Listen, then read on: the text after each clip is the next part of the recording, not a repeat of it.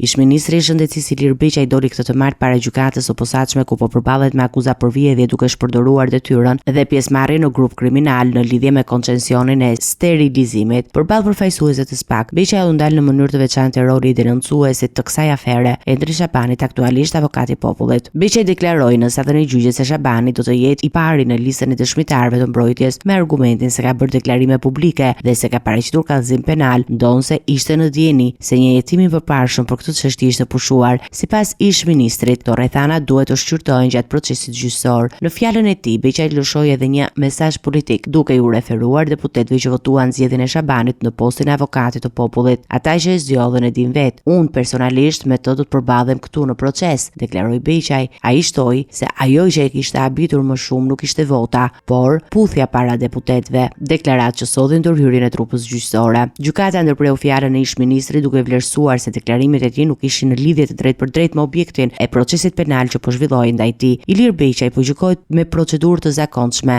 ndryshe nga 8 panteorit e tjerë të përfshirë në të njëjtën dosje, të cilët kanë përfituar nga procedura e shkurtuar. Mes tyre janë ish-zëvendësministri i Shëndetësisë Klodian Rjepaj, biznesmeni Ilir Rapaj, si dhe Marsela Seriani, Samir Kadiu, Petref Mersini, Arben Gjata, Genc Burazeri dhe Naila Jazi. Procesi ndaj Beqajt ka hasur në vonesa pasi sipas gjykatës ai ka insistuar vazhdimisht për të lexuar fashikuj të dosjes hetimore, çka ka zvarritur ricurinë e gjykimit. Dosjen e sterilizimit Ilir Beqaj ishte më herët në masën e sigurisë detyrim paraqitje. Megjithatë, aktualisht ai ndodhet në arrest për shkak të një dosje të dytë penale të hetuar nga SPAK, e njohur si dosja Sa SPAK.